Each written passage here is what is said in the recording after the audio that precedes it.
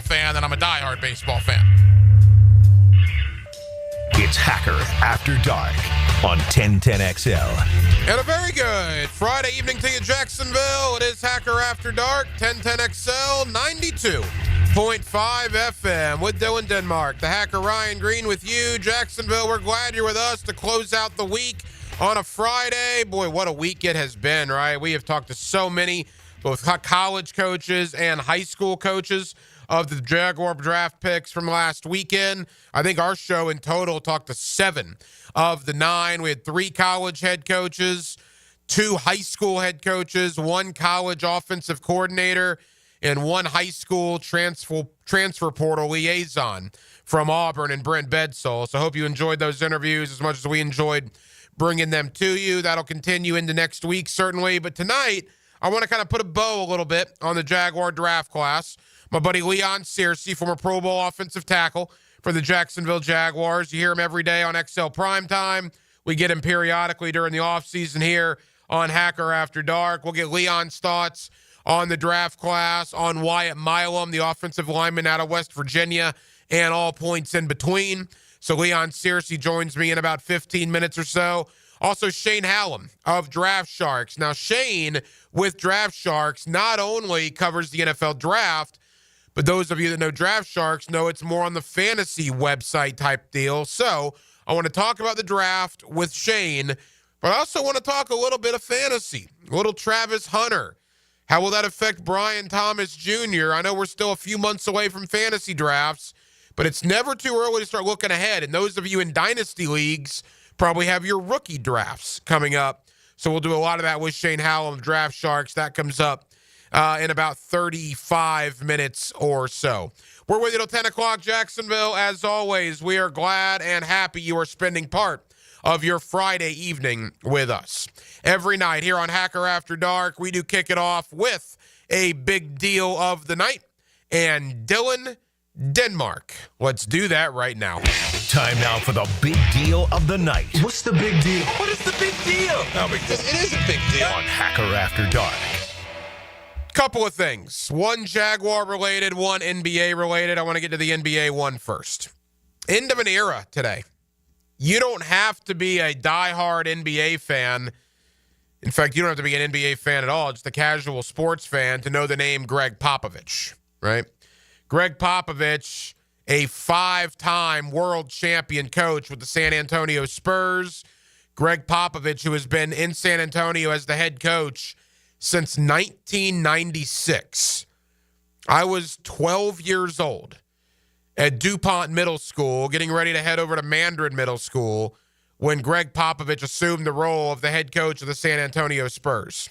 And now here we are, almost 30 years later, and Gregg Popovich, at the age of 76, is going to move into the president role with the Spurs and will no longer be the head coach.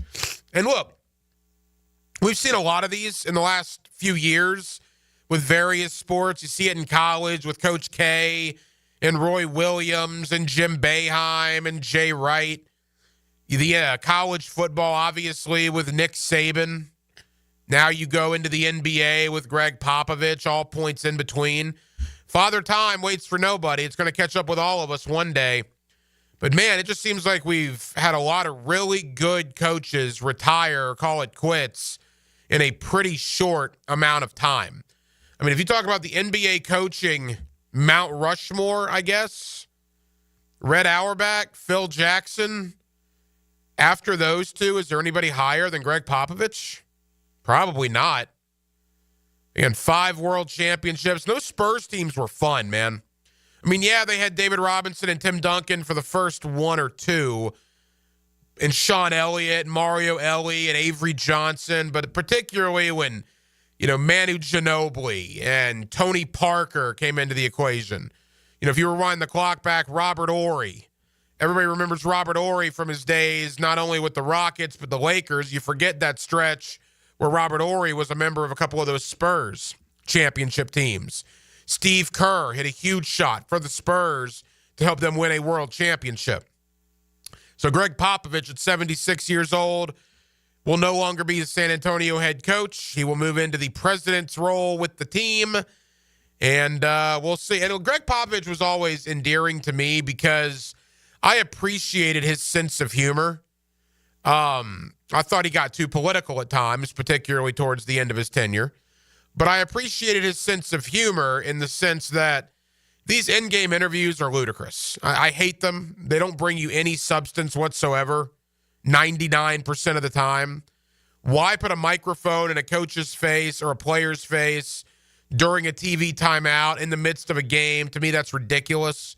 And Popovich thought it was ridiculous too, and he gave ridiculous answers. And right on, good for him. I hate that when they pull a coach off to the side when you're in the midst of a game. Hey, what worked for you? What didn't work for you? I mean, come on, man. So Popovich gave 1- and 2-word answers and then had this stoic look on his face. It became kind of like his calling card, which, again, there were some things about Gregg Popovich I did not appreciate. That was one that I did. I thought that was funny. I enjoyed that, and will miss his banter back and forth with the sideline reporter with NBA games. So that was the Gregg Popovich side of this. Let me quickly get to the Jaguars side. I filled in for Frank today on the Frangie Show, sat in with Hayes Carline. Appreciate the opportunity to do that as always. And we had Pete Prisco on from CBSSports.com. And apparently now that's 2 weeks in a row. He did it last week and he did it again today, where Prisco said that he believes that Fred Johnson, the former Gator, new Jaguar, an offensive tackle, he believed Fred Johnson would be the starting left tackle for the Jaguars on opening day. Boy, wouldn't that be interesting? Yeah, we talked about this last night, how James Gladstone and Liam Cohen probably don't have any loyalty to any of the guys that were here before them, within reason. I mean, obviously, Trevor Lawrence, BTJ, Hines Allen, Trayvon, a few others. You get that. But everybody else, they didn't bring any of these guys in. They didn't draft them. They certainly didn't sign them to 3-year contract extensions. Trent Baalke did all that to Walker Little. So maybe we shouldn't assume that Walker Little is going to be the left tackle. Keep in mind, this new Jaguar regime has brought in 4 pro free agents, and they drafted 2 on the offensive line as well. That's 6 new offensive linemen, either in free agency or with draft compensation that they've brought in here. They brought in their guys. Remember, the offensive line coaches knew, the coordinators knew, the head coaches knew, the general managers knew. They obviously hated the O-line. That's not to say Anton Harrison can't play. That's not to say potentially Ezra Cleveland and maybe Walker Little can't play. But there is no doubt of all the positions for the Jacksonville Jaguars, the most overhauled, and it's not even close, is the offensive line. So would it surprise me with any combination that gets thrown out there on opening day? No, I think there's going to be battles all across that line in September or in July and August leading into September. Battles in training camp, which includes, again, Fred Johnson, former Gator, that might be battling Walker Little for that starting left tackle spot. Speaking of offensive tackles, one of the best to do it here in Jacksonville is my buddy Leon Searcy. You hear him every day on XL Primetime. You get him weekly here on Hacker After Dark. Let's talk to Leon about the O-line. Let's talk about the draft class. Let's talk about Emmanuel Ogbah. And let's talk all points in between. Leon Searcy joins me next on a Friday night here in the city of Jacksonville. We're glad you're with us. Hacker After Dark till 10 o'clock on 1010XL and on 92.5 FM. There was a time when the hard-working people of Jacksonville needed something to look forward to. Let the games begin! 1010XL. We didn't invent sports, just sports radio. Join us at Miller Electric May 29th from 4 to 7 p.m. We're on the lookout for talented people, from entry-level to experienced electricians and foremen, security system installation and service technicians, fire alarm system service technicians, and both senior and junior VDV technicians. This is your chance to get hired on the spot. Meet the managers, indulge in delicious food, and snag some awesome giveaways. Don't miss out on this electrifying chance to power up your career. Miller Electric, May 29th, 4 to 7 p.m., 6805 South Point Parkway. With the first pick in the 2025 draft, the Jacksonville Jaguars select Duck Duck Rooter, the #1 plumbing, septic, and air conditioning contractor in Florida. Congratulations, Duck Duck Rooter. So tell us, how does it feel to be picked #1? Duck Rooter is a proud partner of the Jacksonville Jaguars. When you need help with any plumbing, septic, or AC issue, just give us a call and relax. We'll send one of our first-round draft picks to tackle your problems today. DuckDuckRooter.com. That's DuckDuckRooter.com. Watching Clorox cleanup spray dissolve tough grime in the shower feels like... Wait, this really just happened? I'm shocked. Underwear and everything? It feels like being able to zip up your overpacked suitcase on the first try. Smooth. With Clorox, clean feels satisfying. Clean feels good. Use as directed. What does your dream backyard look like? Hey, it's Joe C. and my friends at CSS Fireplaces and Outdoor Living can design an outdoor kitchen layout custom built to your taste and lifestyle. You dream it, they can build it. CSS Fireplaces and Outdoor Living. Visit cssoutdoor.com.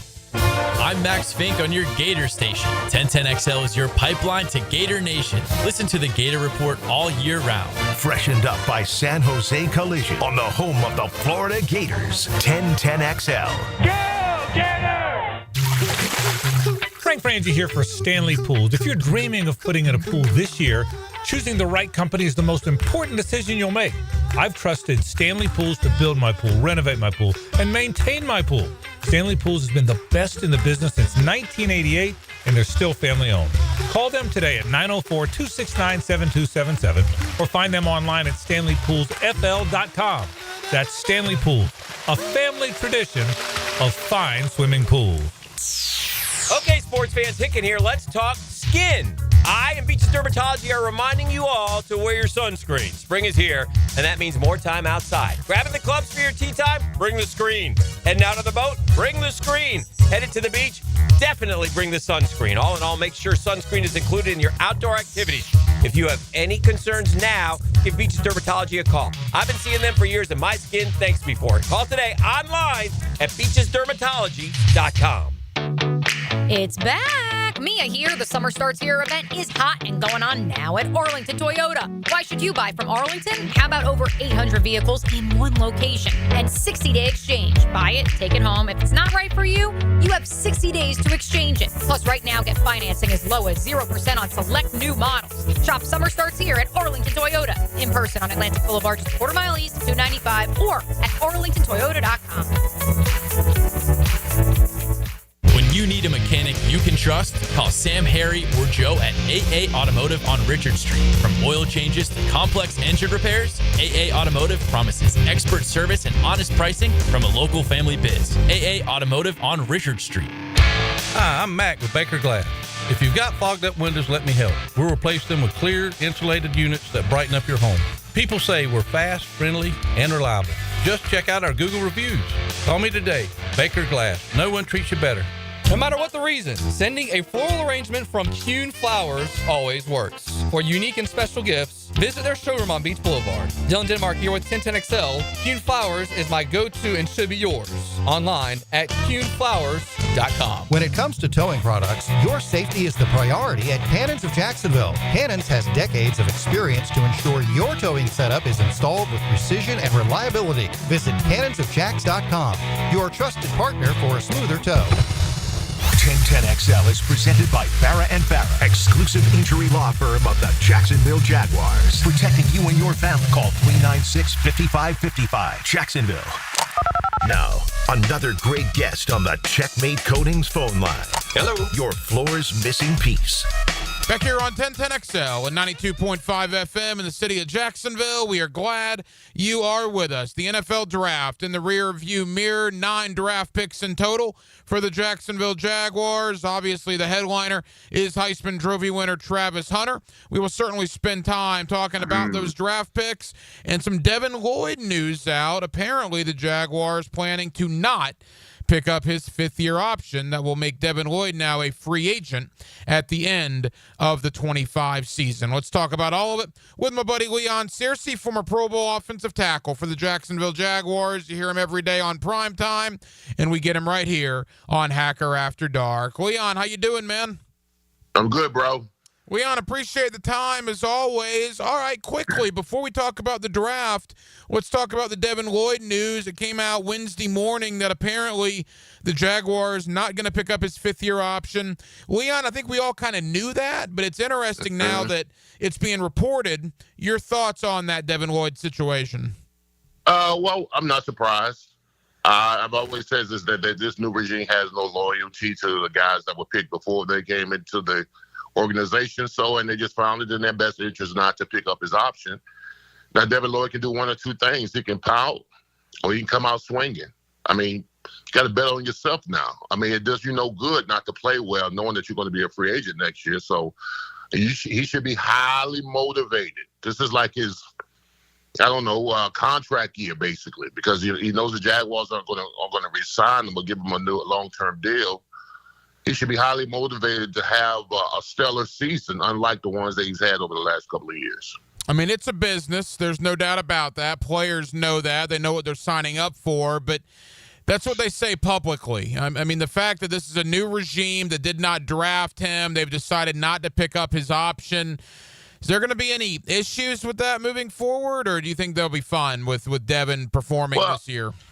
Well, as a player, you're going to have a little bit of animosity because, you got a whole new regime coming in, new coaching staff, new personnel, and you want to get along with, the new coaches. But, as a player, you also look at it like, you want to move on from me. Devin Lloyd was a first-round pick a couple of years ago, and he should be highly motivated that they didn't pick up his option. And we might see a stellar year for him. This is what I would do if I was a player. If you didn't pick up my option, I'm going to have such a stellar year that you're going to have to offer me a contract once the season is over with. And if not, I'll just go somewhere else and ball out. But he's got to take this personally. He can't go around pouting. He got to take this personally and then play a lot better than he's played the last couple of years. Former Jaguar Pro Bowl offensive tackle Leon Searcy with us here on Hacker After Dark. All right, that's the Devin Lloyd situation. Now let's get to the draft this past weekend. Leon, I haven't talked to you on air on my show since the Travis Hunter news came out. Your thoughts not only on the trade, but how you think Travis Hunter will affect the Jaguar roster moving forward. Well, listen, he's a unicorn. I mean, this kid made me watch Colorado football where I had no interest at all in watching it. I mean, he's dynamic, he's charismatic, he's infectious, he's a game changer. That's the key. He's a game changer on not just one side of the ball, but on both sides of the ball. And when I remember where I was at the watering hole watching the draft, and then all of a sudden they said there's a trade and Jacksonville's moved up to 2. I knew it couldn't be but one person. And Travis Hunter. And I just recall that when I heard noises in the cigar lounge that I hadn't heard outside of the stadium. I mean, everybody in Jacksonville inside of that place was excited, elated about the fact that we were getting Travis Hunter. It just brought a whole new energy to Duval. It kind of put us back on the map. Over the last couple of years, we've been like we've been the punchline and the punching bag of a lot of national pundits. And, that could be kind of frustrating, rightfully so, because we've been bad. But, just Travis Hunter coming here, man, just gave me a whole new breath of fresh air, that we got a kid that could change the game, and I'm glad he's going to be on our team. Leon, we don't know where it's ultimately going to land, but I think the thought coming in, at least from the outside world, is that Travis Hunter is going to start on offense, play, whether wide receiver 2 or the slot, or he's going to have a big factor on offense. And then defensively, maybe come in nickel packages or dime packages, maybe 15, 20 plays on defense, 30 to 40 plays on offense. Is that the way you kind of see it, at least right now? Yeah, yes, I think it's going to be, in my opinion, it's going to be very important on how the Jaguars handle this. He's not going to be able to play the 130 plays that he played in college football. Hats go off to him, but you're not going to be able to do that in this league. If you give him somewhere between 75 plays, maybe 80, maybe you give him 75 offense, 25 defense. Listen, I just know that on the defensive side of the ball, we should definitely need to utilize him in the red zone because I've seen some of the plays that he made at Colorado, his ability to break on balls and how instinctive he is, and picking up on the quarterback's eyes and reading him and reacting to it. So we got to utilize them in those capacities, especially when they get into a situation where there's a red zone and we want to stop, force a field goal, or get an interception. I think that he's going to be premium in those type of situations. So, yeah, I'm thinking somewhere between 75 to 80 plays, Hack. He's not going to be able to play 130 plays in the NFL. It's almost impossible. But if you can put him in that kind of situation, I think he's going to bloom. He's going to blossom. You know, the interesting thing, well, two parts. Number one, the NFL game is slower from the standpoint that there just simply aren't as many plays in an NFL game as there is in most college games. And then number two, Leon, and I know I've heard you talk about this, it's different in Colorado at the elevation. And Travis Hunter was able to do this in Boulder, Colorado. He's now going to be sea level here in Jacksonville. It might, dare I say, make it a little easier for him based on what he was doing in college, correct? Yeah, but you got to factor in the heat now, Hack. It gets hot as hell here in Jacksonville, especially in Florida. So, he's got to be able to get himself acclimated, but you're absolutely right. He's not going to see as many plays. He played in the elevation in Colorado. I can remember times when we played against the Broncos where I would just be warming up and I had to catch my breath because of the elevation. But this kid is just special. He's infectious for his love for football, and I think that once you put him a packet together, whether it be offense or defense, I think he's gonna be a showstopper. He's box office in my opinion, and I can't wait to get my popcorn. Couple of more for former Jaguar Pro Bowl offensive tackle Leon Searcy. Leon, they did address the offensive line in the draft. 7th-round pick Jonah Monheim, but let's focus on the 3rd-round pick Wyatt Milum out of West Virginia. I'm sure by now you've been able to watch a little bit of film on him. Was the Big 12 Offensive Lineman of the Year. Now played primarily tackle in the college ranks. It looks like he's going to move inside to guard here in the National Football League. Your thoughts on Milum and potentially a battle brewing between he and I guess maybe Ezra Cleveland there at the left guard spot? Well, Hack, I've been watching this kid since the Senior Bowl, So, it's not a sexy thing to watch offensive line play, but I find it very appealing. And I saw this kid at the Senior Bowl play the left guard position and dominate. He's a big, wide-bodied guy, 6'6", 313, who can move. He's got good, decent balance. He's the type of guy that I've been asking for the last 2 years. I've been asking for guard here in Jacksonville for the last 2 years, and we got us one. He's going to definitely compete against Ezra Cleveland for that left guard position. Only thing is that he's played tackle essentially throughout his whole career in college, and he's 6'6", so he's got to play like he's 6'3", especially at that guard position, because the knee bend, the punch radius, the balance is always going to be in particular when it comes up playing at the guard position, because you're essentially now playing against guys 6'3", 340. And the first thing that they're taught when it comes to offensive linemen is to get underneath them. So he's going to have to play with a solid base, bent knees, great agility, great balance, and good strike on his punches to play that position, because he's never played it before. But that's why you pay that's why you pay the coaching staff the big bucks. You paid them the money to make sure that you groom this kid to where day one, week one, he's going to be your starter. Guys like me sit in front of a microphone and say, oh, yeah, you can just move inside to guard. It's not that easy, right? Can you go from being a tackle 4 years in college and just snap your fingers and in a couple of months become a starting level guard in the NFL? It can be done. I've seen it done, but the one person I saw do it is wearing a gold jacket. Jonathan Ogden, with the Ravens, was drafted to play left tackle out of UCLA, but they had Tony Jones, the left tackle, and they moved Ogden into left guard until Tony Jones retired, and then the rest is history. So it's one thing to move down inside and play guard, but there's another thing. You've got to play guard well. Yeah, you can move guys inside all the time, but he's got to play the position well, or you're not utilizing him correctly. So it's going to be it's going to be difficult initially, but I mean, when you draft them, it's the offensive line's coach's job to make sure that you groom this kid, because you're drafting him to play left guard. So you got to do your job. You got to make sure week one, like I said, that this kid is well prepared to move along with the rest of the season.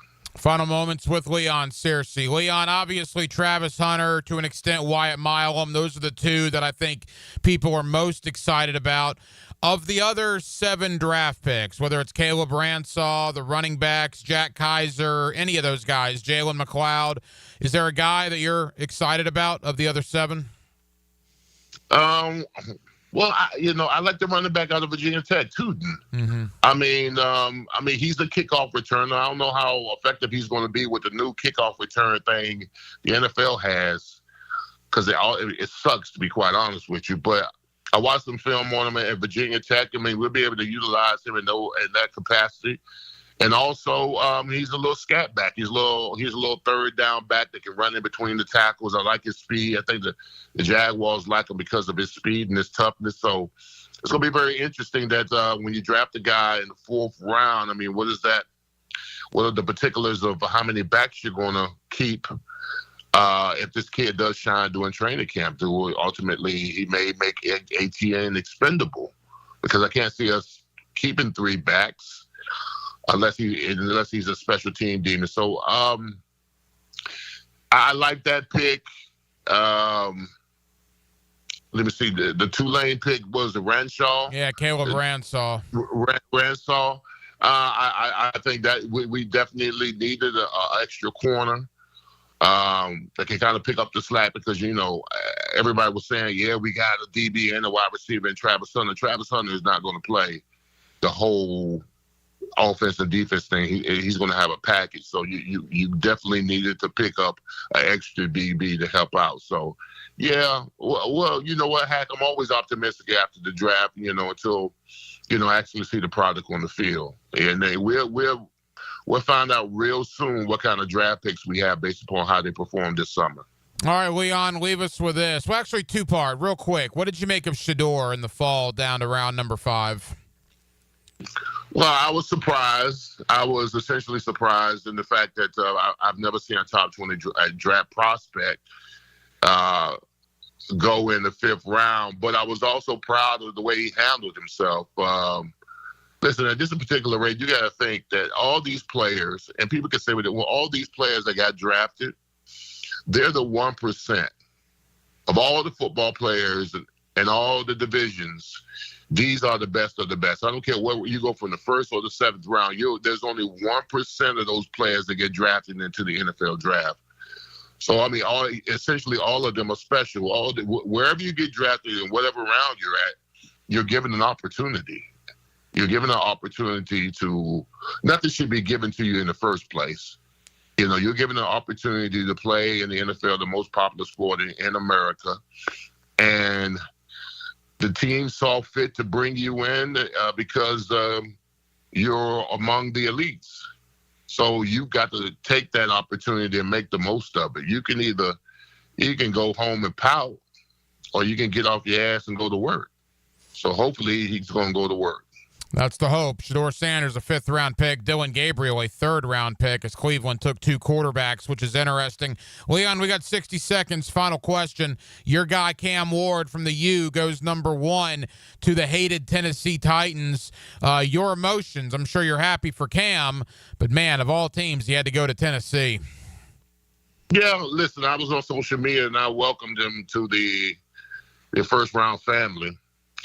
Now, I'm a root for him, and I'm a root for him when he's not playing us. But when he plays up, the hell with Cam Ward. Yeah, look, I mean, people in Nashville are excited about him, but I wonder about the talent around him up there. It might be a tough year number 1 for Cam Ward. It should be, yeah. But listen, I'm going to tell you something, though. Even Mario told me this when I was on the phone with him. He said, Big Sirs, he's a dog.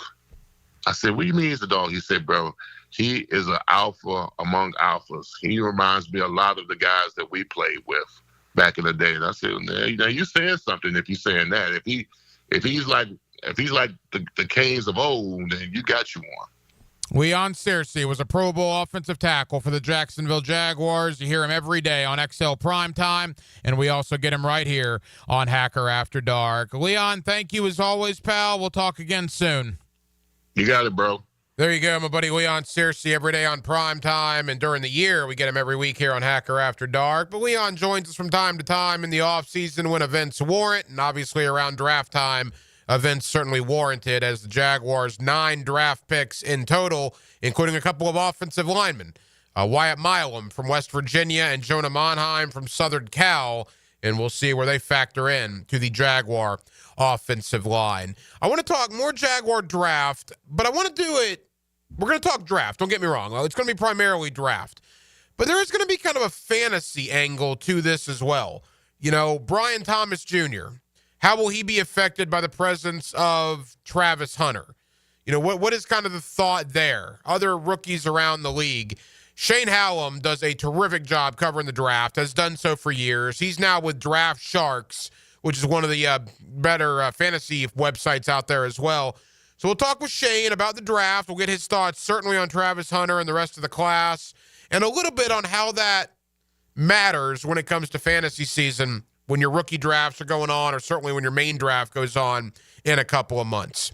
With Dylan Denmark, the Hacker Ryan Green with you. Jacksonville, we're glad you're with us. We are here until 10 o'clock, as we are every night, as Hacker After Dark rolls on into the weekend, right here on 1010XL and on 92.5 FM. Jacksonville's home for Florida Gators baseball. The Gators scuffle with the Gamecocks in Columbia, Florida, South Carolina.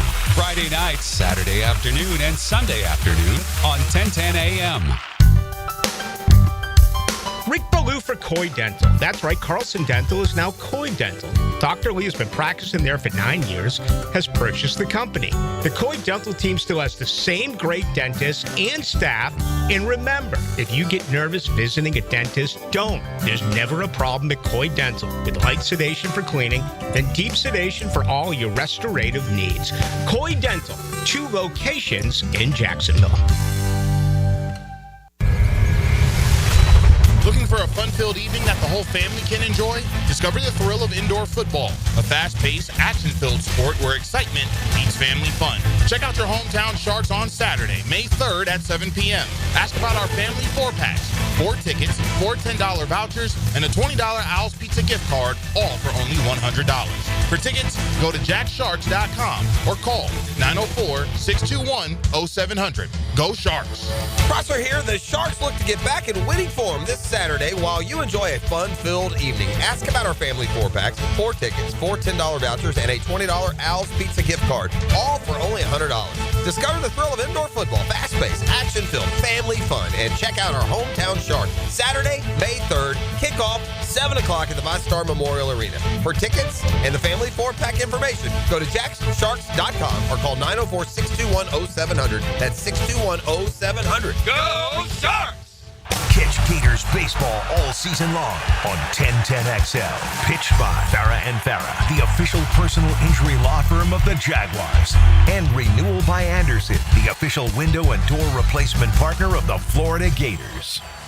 It's Work Zone Awareness Week, Florida. Every year, lives are lost in work zones because of speeding and distractions. When you see orange cones, remember, slow down, follow the signs, and stay focused.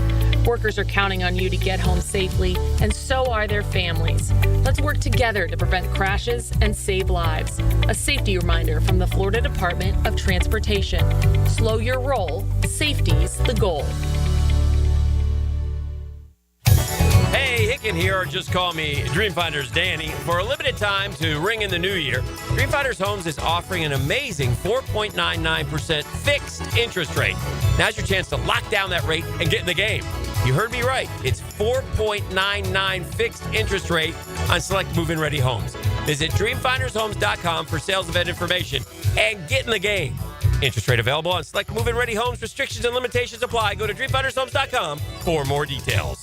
Find out what new golf equipment could help your game. Well, I'm just a humble golf pro. Could I help you? Get great golf tips and talk from the experts on the Edwin Watts Golf Hour. Got to figure out why I'm still shaking the ball. Saturday morning at 10 on 1010XL. Spring has sprung, and so have the bugs. It's Hayes Carline, and my friends at Kingfish Pest Control offer an exclusive $99 spring special. That's right, your initial pest control service is just $99. And if you call today, they'll include a free one-time mosquito treatment. Kingfish Pest Control is family-owned, 5-star rated with no binding contracts, and 100% satisfaction guarantee. Call them now to book your service. Only at Kingfish Pest Control, proud partner of the Jacksonville Jaguars.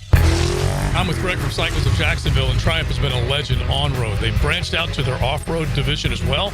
Give us the latest on what you can find on the asphalt. They've got some great new products. They've got the Scrambler 400s you can get into for a little less than you might think. It's a great price point bike, but still a Triumph. So affordability is also part of the equation. It is, and it looks good, and it rides good. CyclesofJacksonville.com, or check them out on their Facebook page, the showroom ready and waiting for you on Atlantic near Regency at Cycles of Jacksonville. Dan and Jeff take you down the fairway with the PGA Tour professionals.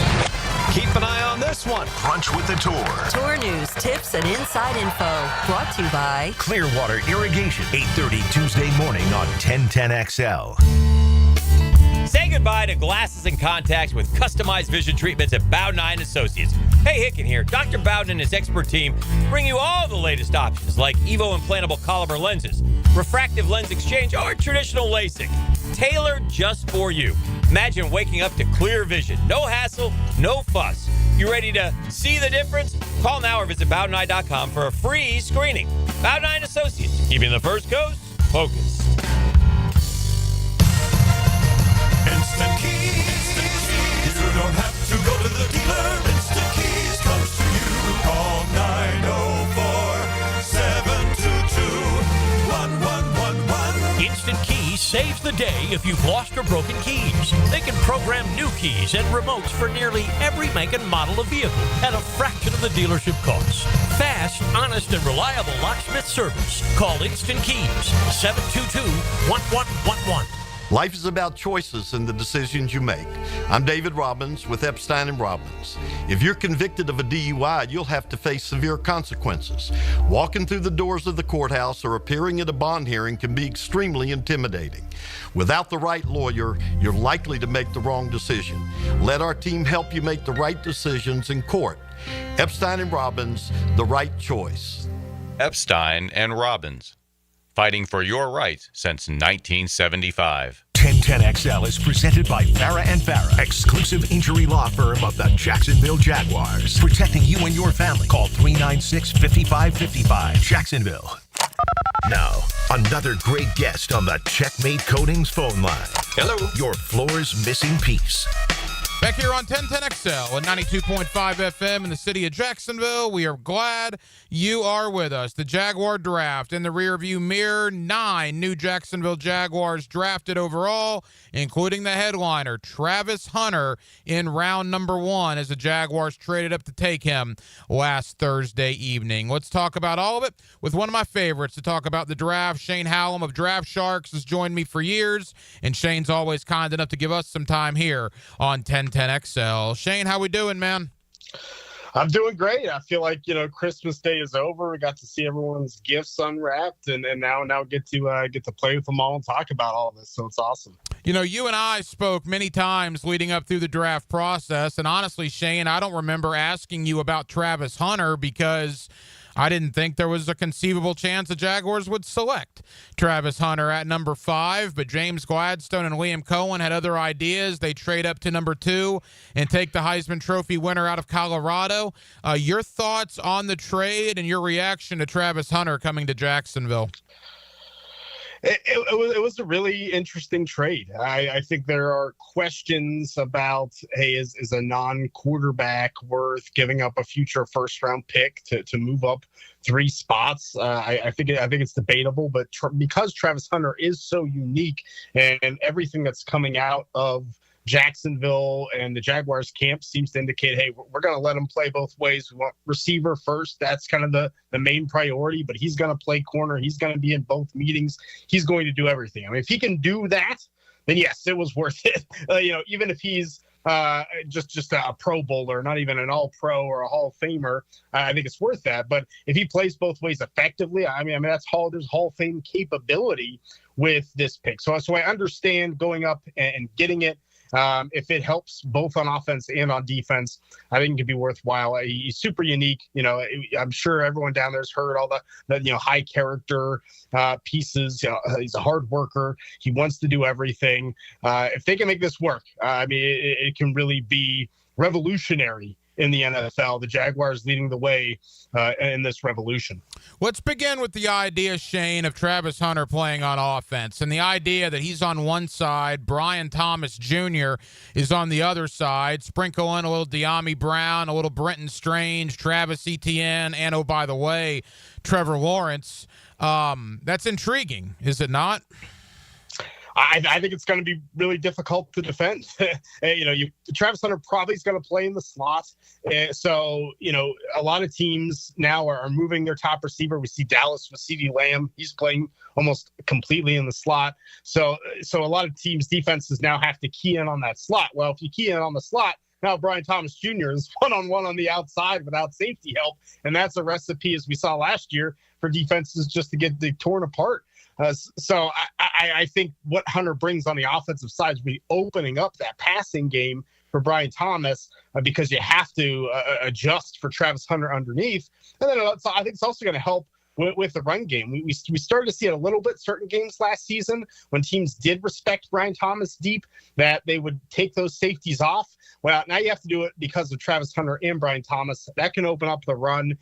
This offense has a lot of potential to be a top 10 offense in the NFL if everything goes correctly this year. Shane Hallum, Draft Sharks, with us here on 1010XL in Jacksonville. The idea that he's going to play on both sides of the ball, look, I don't know if he's going to play 50 snaps on both sides of the ball. I think where it's going to land, probably, Shane, you tell me if you agree or not, he's going to be one of the starting wide receivers, right? And I think 15 snaps on defense, maybe somewhere in that ballpark. I can't imagine him playing 50 on both sides. But if that is where it lands and they put him in maybe on obvious passing downs on defense or, in late game situations, how will that work with, the likes of Tyson Campbell, Jarian Jones, Jordan Lewis back there in that secondary as well? My impression is, as you said, that Hunter probably won't play full-time at corner, but in those situations where you have a dime package, 4 receiver sets on the other side, I think that's where they're going to utilize him. Because I don't think you're taking off, Jarian Jones or Tyson Campbell off the field. I think what Hunter's going to do is play against some of those slot receivers that are getting so good. And if Hunter shows he has the ability to cover number ones, then I think it's going to work against some of these top teams like a Dallas with CeeDee Lamb or a Bengals with Jamar Chase, who are putting those receivers in the slot. So I think Hunter will be more of a nickel corner. And that has become more and more important in the NFL. So I think it's going to be crucial if he is going to play even 30 snaps a game, 20 snaps a game in that nickel role. Shane, obviously Travis Hunter was the headliner. The Jaguars made 8 additional picks. Let's kind of go through them a little bit.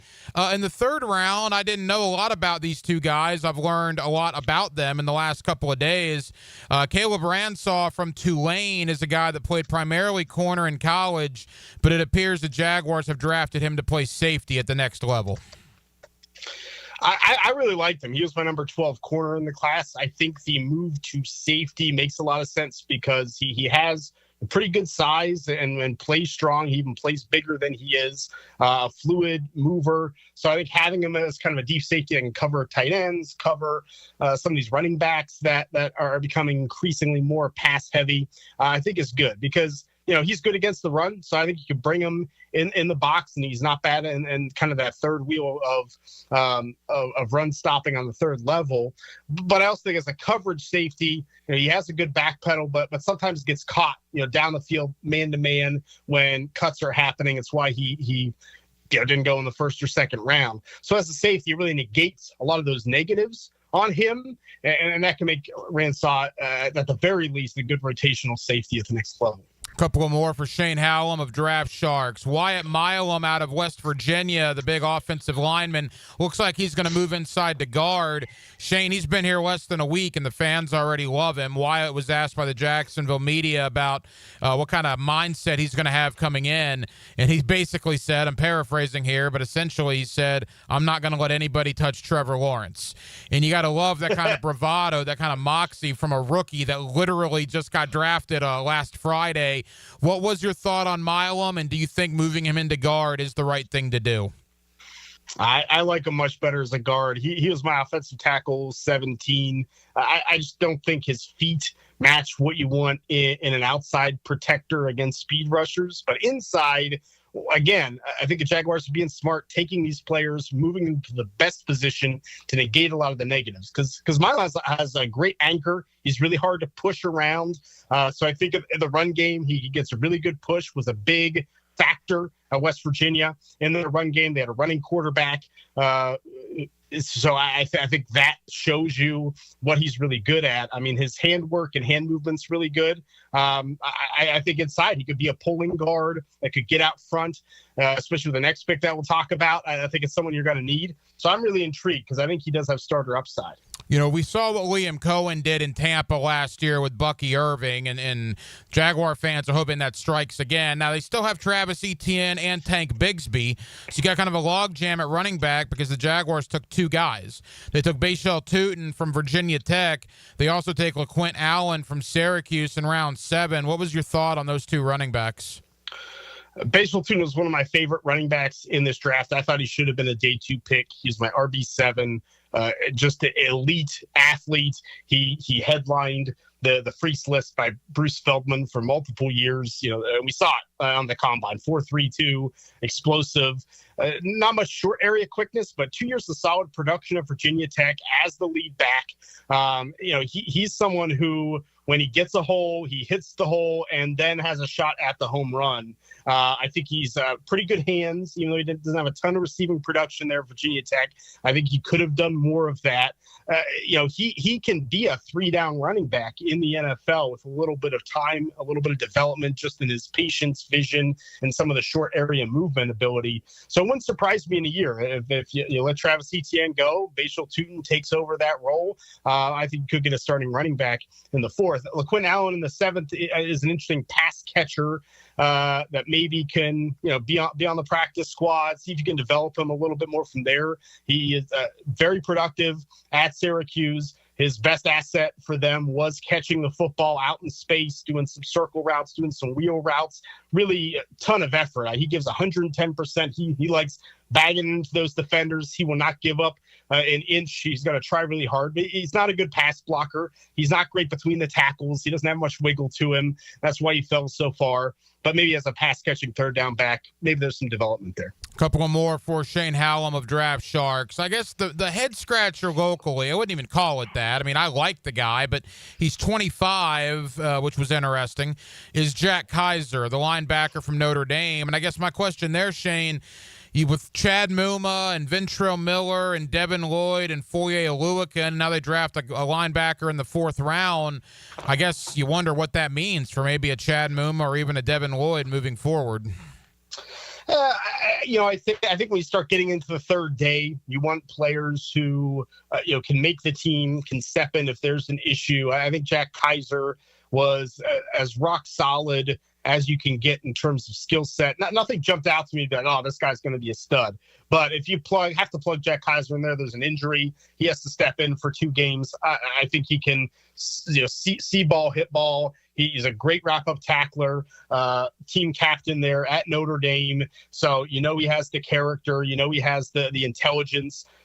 Can play special teams, which to me is probably where he starts here. Is you're going to start him as a special teamer. Maybe could be really good at that. And then if you need him to step in, that's fine. I think it probably is a little overdrafted due to the age and less of a need. But if I had a guess of the day 3 picks, outside of Tootin, I think Kaiser is the most likely to stick on the team long term, even if he's never a starter. Interesting. Yeah, I heard some reports coming out about Jalen McLeod from Auburn and how the Jaguars were pleasantly surprised he was still there in round 6, the guy that had 13.5 sacks in the Southeastern Conference the last 2 years. What was your thought on McLeod? Really productive and high motor. Auburn used him in a lot of different ways, off the edge, off-ball linebacker. They would move him around how they needed him against specific offenses and packages. So I think he's kind of this do-it-all kind of weapon, Swiss Army knife for the defense, where you can use them in a lot of different ways. So I really like him. He's my linebacker 18. I think on the edge is going to be a better position for him ultimately. Again, I think the Jaguars are putting these players in the best position for them to be successful. And I think he's someone that, third downs, passing downs, you could plug in there, let him pin his ears back, could really develop into something. Shane, as we wrap up, either Rayon Lane from Navy, I was told by a couple of people, which was interesting, that if he didn't play at a military academy, he might have gone a round or two higher, which I thought was an interesting thought. I'm curious what you think there. And then Jonah Monheim from USC, maybe that'll be a Baselli project here in Jacksonville, but he played a lot of football at a lot of different positions at Southern Cal, a lot of versatility there. I like Rayon Lane. I agree. Sometimes the service academy eligibility and stuff gets a little bit sticky, so that could turn people away. I think Rayon Lane was one of the best special teamers in the draft. That's probably going to be his position. And I think, he has some safety skills as a deep coverage player, 3 safety sets, so worth developing. Mayheim's interesting. He is someone with a lot of experience. Definitely has some bad film whiffing on some really athletic players, but you can see the functional strength and athleticism that you want. Just maybe the handwork and then the footwork and what's happening between the ears just never really developed enough. So definitely a project, but if he does work out, he has the skill set maybe to develop into something. All right, Shane, from a mile-high view, when you take the Jaguar draft in totality from Travis Hunter all the way down to LaQuint Allen and all points in between, how did you assess how James Gladstone did in year number 1? I thought it was a really strong year for him. I mean, one thing we didn't talk about, too, was the trade with the Lions, getting 2 future third-round picks. I think really helps negate that Travis Hunter trade. Yeah, you want to have a first, but you're going to have more day 2 picks. I thought that was the best trade of the draft for any team, ultimately. Plus, you get the franchise changer, franchise face in Travis Hunter, even though he's not a QB. I think they address positions of need with solid players that are versatile. I think it was a good draft. Obviously, everything's going to come down when we trade future first to Travis Hunter. If he's a Hall of Famer, and this is going to look like an amazing draft, and if he falls short of being an impact NFL player, then this would be an epic failure. It's a good point, though. They got 4 day 2 picks next year, despite not having a first rounder. 1 second, and now 3 third rounders in 2026. Shane, leave us with this. Let's get down to it. Travis Hunter, when it comes to rookie drafts, or dynasty drafts and rookie leagues, where's Travis Hunter going to go on these fantasy boards? Over at Draft Sharks, we have him as the 104, so the 4th pick off the board after Ashton Jeanty, Ted McMillan, Amari Hampton. I think there's just a little bit of downside that, hey, if he doesn't work out at receiver, they could plug him in a corner in 2-3 years, and that's it. But, I mean, he's an exceptional talent, and if you play in league that gets, any kind of defensive points, defensive touchdowns, defensive tackles, then Travis Hunter might be the first pick in these rookie drafts. It won't be long until rookie drafts begin. It won't be long until fantasy season comes around. Shane, tell the good folks here in Jacksonville about Draft Sharks and what they can expect when they head on over to the website. Head on over to draftsharks.com. If you play fantasy, we have rookie rankings. Even if you don't, we have our rookie guide is getting updated. So you can download that for free and check out all these prospects and see how their team fits and what might happen to some of these offensive guys as rookies. Shane Hallum of Draft Sharks. Shane, thank you for joining us the last couple of months. Really appreciate it. We'll probably dial your phone again around July or August when these drafts begin in fantasy land, and we'll see where the Jaguar perspectives are on a lot of these fantasy boards. Appreciate you, pal. No, thanks, Ryan. Appreciate it. These men are consummate snowball artists. Dan Hicken and Jeff Prosser. And they call these bozos The Drill. You don't know what it's like out there. I've worked in the private sector. They expect results. Mornings on 1010XL. Enough, I get the point. Blue here for the Blue Crab House, located right off of San Jose. It's on Jewington Creek Road. They've been around since 1996. Indoor-outdoor dining. Also, takeout is available at the Blue Crab House. Open 4:30 to 9, Tuesday through Saturday. Sunday, noon until 9. Remember, Tuesday, $2 margaritas. Wednesday, $1 oyster night. How about the blue crabs? How about my personal favorite, the Canadian snow crabs? Whatever it is that you fancy, you get it right there. The Blue Crab House. Still getting around to that fix on your car? You got this. On eBay, you'll find millions of parts guaranteed to fit. Doesn't matter if it's a major engine repair or your first time swapping your windshield wipers. eBay has that part you need, ready to click perfectly into place for changes big and small, loud or quiet. Find all the parts you need at prices you'll love, guaranteed to fit every time. But you already know that. eBay. Things, people, love. Eligible items only. Exclusions apply. The flagship station of the Jacksonville Jaguars. WJXL AM Jacksonville Beach. WJXL FM Jacksonville Beach. Attention business owners and property managers. Hurricane season is right around the corner. Is your property ready? Call the pros at Duck Duck Rooter for expert storm drain cleaning and hydrojetting. Our powerful VACCON truck clears the way so your drains flow freely when the rain hits. Call 904-862-6769 today to schedule your service and protect your property before the storms start rolling in. Duck Duck Rooter, your trusted name in storm drain maintenance. Visit us at duckduckrooter.com. We are a proud partner of the Jacksonville Jaguars. I'm here with Danny Van Sickle, director of the Electrical Training Alliance. Danny, tell me about your program. Hey, Rick, we're a 4-year electrical apprenticeship. Our students start out making over $40,000 a year and right now make over $90,000 a year, including benefits. There is no tuition or student debt. You just have to apply and get accepted. Did you say no tuition and no student debt? You heard that right, Rick. Once you're accepted to the program, your only cost for the books and the course fees. About $800 a year. That sounds like an amazing opportunity. How can I learn more? Just go to etajax.org and you can apply there. Apply by May 15th. Brian and Angela Wall here with Window World. You've heard us talk about it. Window World, the #1 window replacement company in the USA,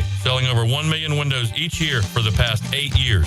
That's a lot of satisfied customers and why J.D. Powers has awarded Window World Best in Customer Satisfaction 3 out of 4 years. Window World stands behind their slogan, simply the best for less. With Window World, you get top quality windows at a price that leaves more of your money in your bank account, and you get the absolute best guarantee there is in the window replacement industry. When compared to our competition, there is none. See for yourself. Call the competition. Get quotes from them. But before you buy, get Window World's free estimate and compare the quality of the windows and the price. You'll see. And when your new Window World windows are installed and they're saving you money on your energy bills, if anything goes wrong with those windows, Window World and I will be there to make it right. That's my guarantee. Call Window World today. Start saving money on your new windows and your energy bills and take vacation with your savings. Window World, online at windowworldneflorida.com. Window World, simply the best for less. Thank you for your business. Window World also offers energy-efficient doors and siding. This is Mike Lynch, PGA Golf Professional. Take it from me. If you're dealing with an orthopedic issue, talk to the doctors at Southeast Orthopedic Specialists, where you're treated like a pro. This is Dr. Kevin Murphy with Southeast Orthopedic Specialists, where athletes are treated like pros. Thanks to all of you who have allowed us to be part of your recovery. Call us at Southeast Orthopedic Specialists if you ever have a need. Relieve pain and get back to life. Southeast Orthopedic Specialists. Jacksonville, you know a good defense wins games, and a good fence protects your home. Frank Frangie here. Coil Fencing has been around the block since 1927. Literally, they probably fenced it too. From tough chain link to sleek aluminum fences your HOA will love, Coil is the name to trust. Nearly a century strong and still standing tall. Call Coil today. You can trust them. Call 904-356-4821 or visit coiljacks.com. That's COYLE Jacks.com. The aroma, flavor, the bliss. Nothing matches a great cigar, and now you can indulge yourself with My Father's Cigars. Come to Tobacco Cove on Saturday, May 3rd from 1 to 4 p.m. for an incredible cigar event featuring food, drinks, and specials on cigars. This is your chance to embrace the joy of My Father's Cigars at Tobacco Cove on Bay Meadows Road. More than a cigar store, it's an experience. Spring is in the air. Time to wake up your lawn with Heroes Lawn Care. Say goodbye to pesky mosquitoes with their organic and spray treatments. perfect for outdoor fun. Keep your lawn clean and fresh with their pet waste removal for homes and businesses. Heroes Lawn Care takes care of it all, from mowing, edging, fertilizer to irrigation and much more. Visit heroeslawncare.com. 1010XL is presented by Farah and Farah, exclusive injury law firm of the Jacksonville Jaguars. Protecting you and your family. Call 396-5555. Jacksonville. Hacker After Dark on 1010XL. Halftime on Hacker After Dark. 1 hour down, 1 hour to go. We will take you up till 10 o'clock as we do every night. 1010XL and 92.5 FM. Coming up towards the bottom of the 9 o'clock hour, my buddy Brent Beard. You see him locally on First Coast News. You get him weekly right here on Hacker After Dark. Now, Brent is a Heisman Trophy voter. Brent, I believe, did vote for Travis Hunter to win the Heisman Trophy. So he's got a lot of thoughts about Travis Hunter coming to Jacksonville. We'll also mix in a little DJ Lagway talk, a little Florida State talk as well with Brent Beard coming up here at the bottom of the hour. Coming up in the next 10 or so minutes, John Vogel, NFL draft analyst. You can follow him on social media at Draft Vogel. John does one of the most comprehensive pre-draft guides you will find. What about the post-draft? What does he think about what the Jaguars accomplished over that 3-day period in Green Bay last week? We'll ask John Vogel about that coming up here in less than 10 minutes. Quickly, the Kentucky Derby is tomorrow. And I'm not going to give you my thoughts and perspective on the horses because I don't know any of the horses, nor do I know any of the jockeys, nor do I know any of the backstory. Having said that, the Kentucky Derby is sort of appointment viewing for me, to be honest. Again, I don't follow it. I don't bet on it. But there's always been something about it. You know, like I'm not a big fan of a lot of sports that some people are. Like NASCAR is another one, yet I make a point to watch the Daytona 500 still. I'm not a gigantic fan of golf outside the majors, but I do watch the majors, and I certainly watch the players.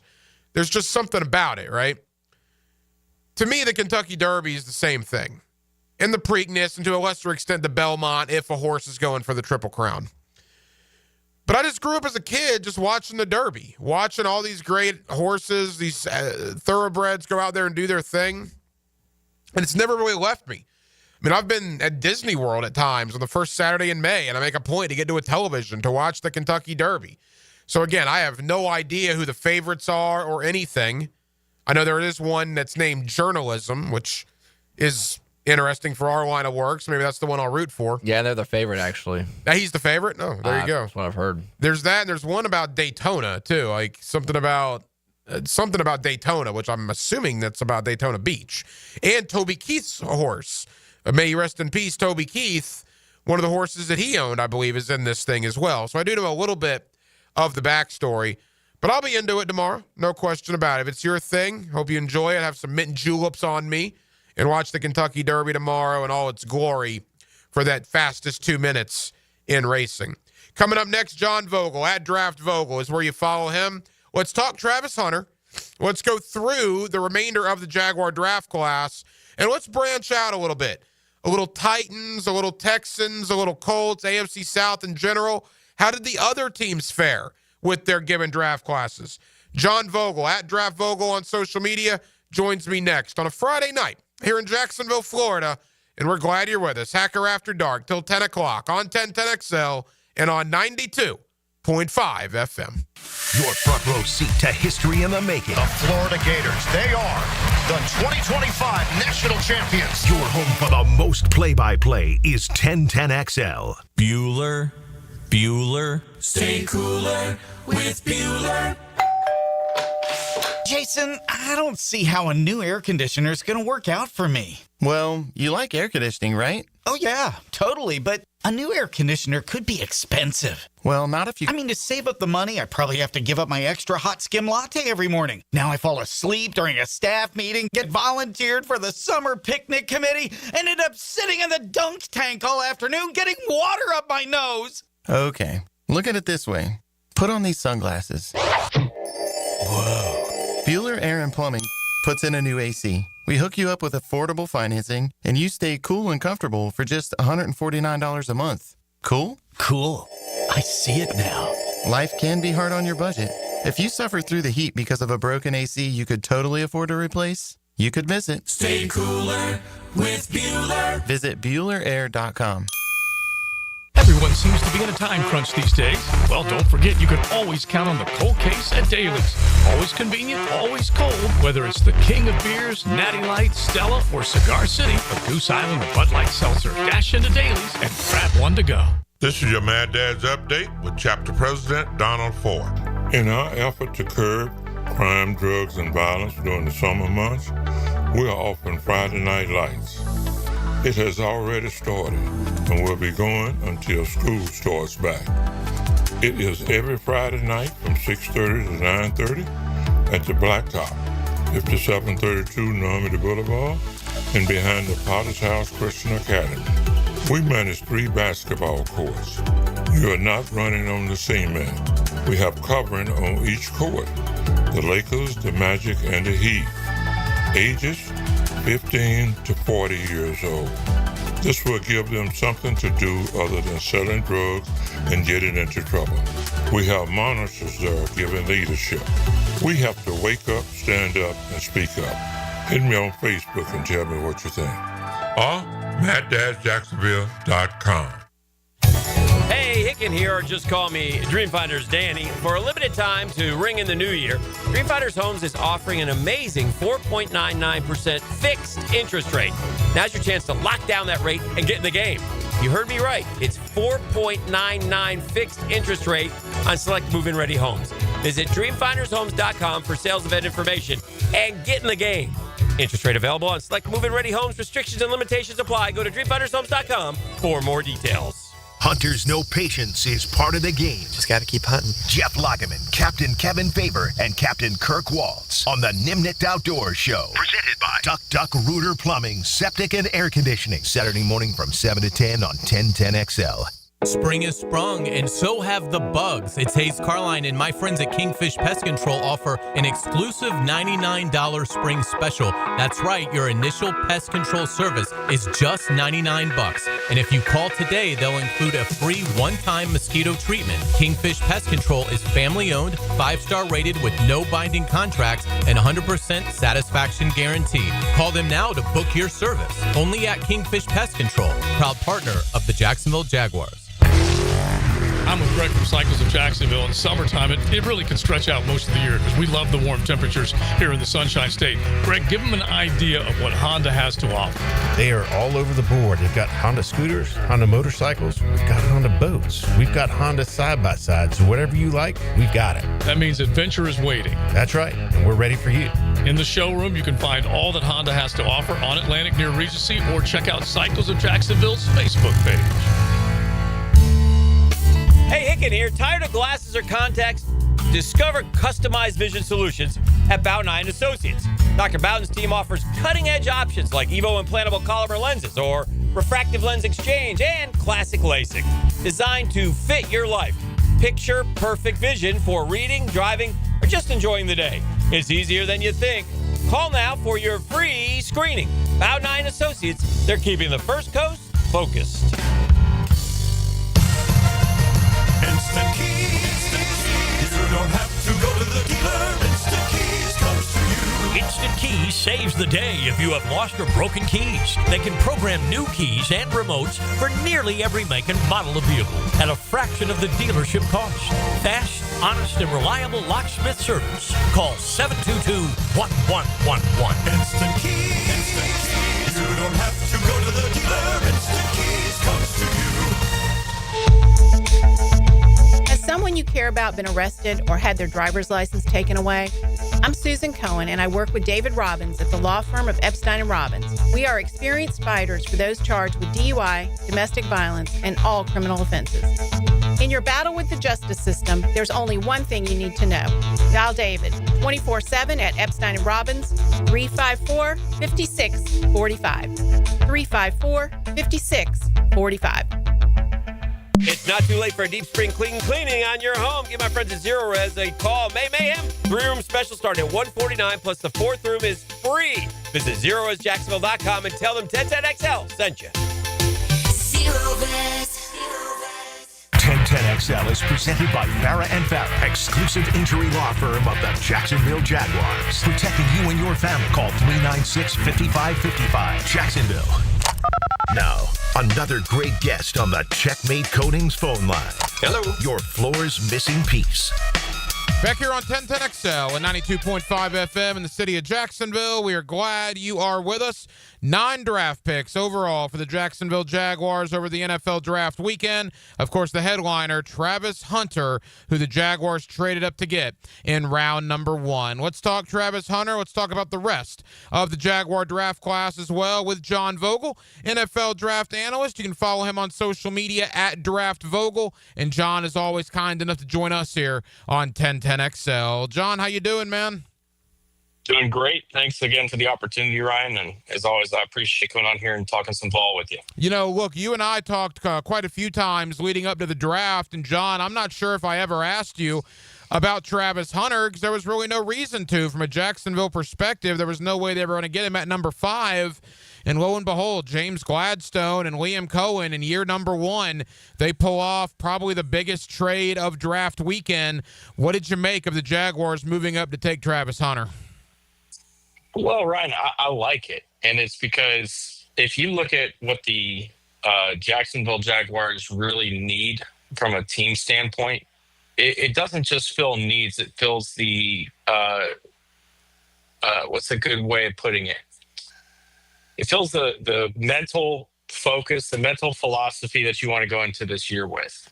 Because one of the things I noticed when I was looking at the Jaguars and going through all their players and their roster is that the scouting note that kept coming up on a lot of those guys is they don't trust their eyes. And that's as a defender, you know, you want to be able to sit back and you kind of want to trust what you're seeing and not be fooled into this offense is about to pull something off that you're not expecting. And as a whole, that unit, that entire defensive unit really doesn't trust their eyes very well. So we're going to bring in a really confident guy that can be our number 1 corner, that can bump Tyson Campbell over to the number 2 spot. That's going to create better matchups for him. And then we got a guy that we can also plug into like our slot receiver, essentially what Christian Kirk was doing last year on the offensive side of the football. So it's a win-win.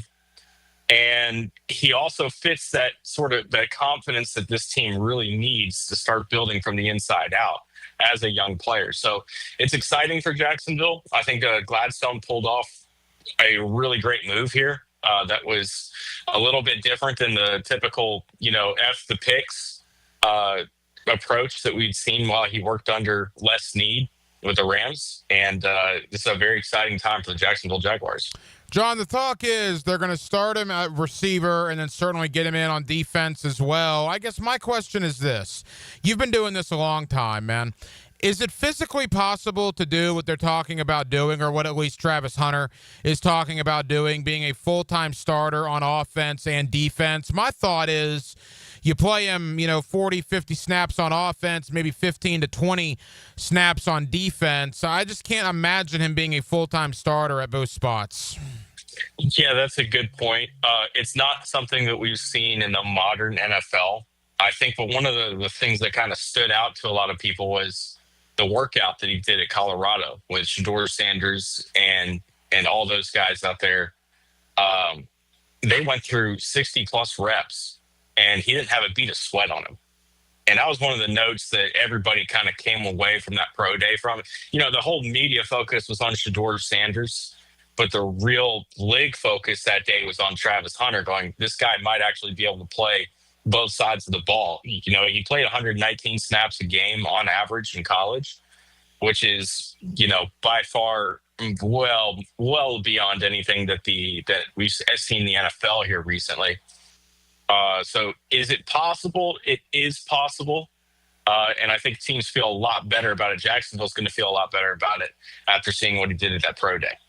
John Vogel, NFL draft analyst. Follow him on Twitter at DraftVogel. He's always with us here on 1010XL. John, let's focus on Travis Hunter, the wide receiver, first.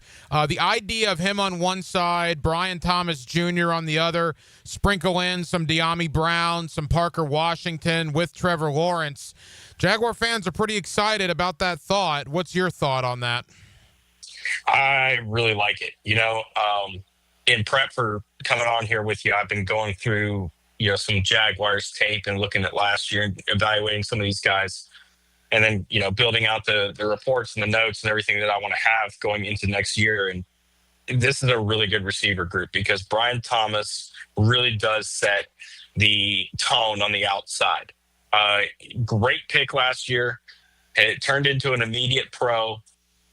Doesn't have has the upside that George Pickens has in Pittsburgh, but without the maturity concerns. He's going to be a ball of fun to watch. Now, the way that Hunter complements him is that while Brian Thomas is an athletic guy and can absolutely attack the catch point, he's really at his best on those kind of crossing routes, moving across the field, getting the ball, while on the move. Travis Hunter can do that, but he's also really good at just attacking the ball. He's got that corner mentality at the wide receiver position. And I think how that kind of complements each other is, first off, they both presumably have sub 4.4 speed. So that's a lot of speed that you're going to be dealing with, but their play styles at the position are starkly different. Hunter will be more active at the catch point than Brian Thomas will be. Both can still catch real well on the run. And then you sprinkle De'Ami Brown out of the slot, or maybe Travis plays out of the slot and De'Ami goes out wide, and Parker Washington, and even I think a little bit of Gabe Davis. You'll see him a little bit throughout the year, just to bring that physical presence. It's a really good group. And, you got to hope that Trevor Lawrence can figure it out this year and bring that ball placement down a little bit and just be a little more consistent. Let's talk about some guys not named Travis Hunter while we have you, John. Obviously, he's the headliner. The Jaguars had 8 additional picks. There are a couple of third-round picks. Let's begin with Caleb Ransaw out of Tulane. Played corner primarily in college, but it appears he's going to be a safety at the next level. What was your thought there? Yeah, Ransaw, he went down to the Senior Bowl, and he had a pretty good week. I didn't know a lot about him before then. And I think he's probably going to be that nickel, that roving type safety that plays in that nickel spot. Probably won't start right away, probably be more of a year 2 to year 3 impact player. But he has some really good upside because he's a good tackler. He moves well in space, and he's got a lot of physicality to go with his competitiveness. People are over the moon about Travis Hunter. I think of all the other rookies, at least the fan base here in Jacksonville, they're pretty excited about Wyatt Milam from West Virginia. I had Wyatt's high school coach on earlier, and he said, that excessive blocking penalty that Michael Oher got in the movie The Blind Side? I said, yeah. He said, that's a real thing. Wyatt got a few excessive blocking penalties in high school. Wyatt talked with the Jacksonville media on Friday as well, talking about he's not going to let anybody touch Trevor Lawrence. Wyatt has been here for 72 hours, and the fans already seem to love him. He's done a really good job, throughout the process of interviewing. He was brought in by Pittsburgh and Washington. Both of those teams had a ton of interest in him. I think the one thing that he probably doesn't play tackle at the next level is probably a guard. He played tackle at West Virginia, but he's got a really good anchor and he's got really good strength. And while he struggled at times during the Senior Bowl week down in Mobile this year, his tape is really good. And you don't overlook the really good tape for a bad week in Mobile for a whole lot of reasons. So I think that you probably by next year he'll be starting at either left or right guard. Yeah, I think left guard, maybe even this year we'll see with Ezra Cleveland. I think that might be a battle coming into training camp. A couple of more with John Vogel. You can follow him on social media at DraftVogel. We know what Bucky Irving did with Liam Cohen in Tampa last year, and maybe the Jaguars are hoping that happens again. A couple of running backs selected. Tootin, the kid from Virginia Tech, the higher of the draft picks in the 4th round. Speed with him. I think he ran like a 4.32 at the combine combine, and then LaQuint Allen from Syracuse in round 7. Do either one of those running backs do anything for you? Absolutely. I think Tootin probably has some sort of an impact this year. Now, he had some ball security issues back at Virginia Tech, and I think that's probably why he's sitting there in the 4th round. You are correct. He ran a 4.32, had a 40.5-inch vertical, 10-10 broad jump. So, I mean, the numbers pop off, the paper at you. The thing with him, too, is he's got a lot better contact balance than people realize. Was a very productive runner. At, I think, North Carolina Central, if I'm not mistaken. That's where he was before he went to Virginia Tech. He maintained that production at Virginia Tech. He's very fun to watch, not just because he has the speed, but because he's surprisingly sturdy. And if he cleans up those ball security issues, he's absolutely going to push Travis Etienne. Travis Etienne potentially coming into his final year here in Jacksonville, potentially, then Tank Bigsby as well. But there does appear to be some room in that running back room for a guy like Tootin, who the Jaguars took in round number 4. The next pick was Jack Kaiser from Notre Dame, and that might have been the one, I guess, head-scratcher for Jaguar fans. Not that he's not a good football player, and I like Jack Kaiser a lot, but he's on the older side. He's actually one of the older prospects that was in the draft. And you look at the linebacker room, right, with Chad Muma, Devin Lloyd, Ventrell Miller, Foye Oluokun, makes you wonder with the 4th-round selection of Kaiser what that may mean for either a Muma or potentially a Devin Lloyd. I think that Kaiser's a pick that's probably for the next couple of years and not right away. Yes, he's one of the older prospects in the class, but that means that he's also a lot more experienced. He's seen a lot more football. I think he had over 2,000 career snaps that he played when he was at Notre Dame.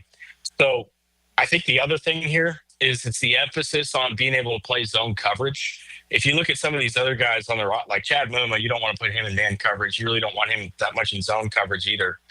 I would make the argument that Ventrell Miller is a guy as well that you probably don't want to put in that situation as much. Jack's a little more capable in zone coverage. Has played a lot of football, very good pursuit guy, and a very strong tackler. Now, his athletic testing is right on par for the positional average. There's nothing there that screams, athletic freak, but instinct. That's what he has, that he does, that kind of puts him over the edge. It helps make up for that lack of an edge in the athletic department. So I think Kaiser's probably brought in because of the zone coverage ability, and that would be something that I'd be looking at within this linebacker room. Who can cover? Who's got that capability? And that's probably who's going to make the roster.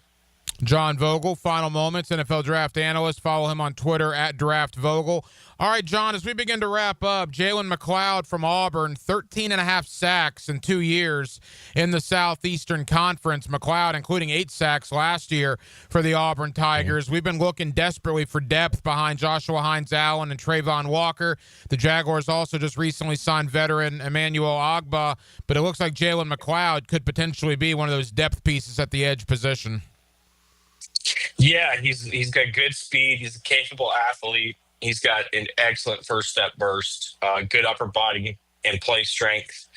And he's a very good wrap-up tackler. He'll drive the ball carrier to the ground. He's not a guy, and thankfully he's going to a 4-3 system. He was a guy that I was kind of looking at more in a 3-4 as an outside linebacker. He's not a guy that you want to drop into coverage at any point. So you put his hand in the dirt. Maybe you stand him up in certain instances, but you just let him go after the quarterback. And that's really where his strength is. I was talking to a couple of other guys earlier this week about Rayon Lane, the safety out of Navy, and they brought something to me that I thought was interesting. I'm curious your thoughts. They said if Rayon Lane played for a non-military school, he might have gone a round or 2 higher. But because he was at the Naval Academy, that either A, scared some teams off, or B, just had an effect on where he was on draft boards. Do you agree with that? Did the Jaguars get a steal in round 6? Yeah, I saw him down at the Senior Bowl, and me personally, being an Army guy, I've been in the Tennessee Army National Guard for 7 years now. I still have nightmares about this kid making some plays against Army, a big Army-Navy game. He plays real big when the moment is huge. I think the other thing with him, what does scare teams away if you're coming from a military school has been the back and forth inconsistency that we've seen with the rules regarding the eligibility of kids playing at these service academies. So, for example, back in 2019, I think it was 2019, it was President Trump at the time made it signed a blanket, rule basically allowing these guys to be able to pursue their athletic careers and put their military careers on hold until their athletic careers were done. That was rescinded by President Biden in 2021. And now there's talk that that's going to be restored. So there's this back and forth kind of policy deal going with it. And I think that's what scared teams away. But if he does come into camp and he does play, yeah, absolutely. He's going to be a guy that'll make the roster. Maybe as the practice squad or game day inactive to start, but you'll start to see him make plays year 2 and year 3. We got about 90 seconds. Let's get a quick thought on Jonah Monheim from USC. The one thing I know about him, he's kind of like a Patrick McCarry in the sense. McCarry, who the Jaguars signed in free agency, played all over the offensive line in Baltimore, every position. Monheim kind of the same thing, right? I think I saw where 4/5 of the offensive line positions he played over 200 snaps in college. Yeah, he's got 5 position flexibility, probably settles in at center. And we kind of put him in at center in this class because there's not a lot of great guys at that position.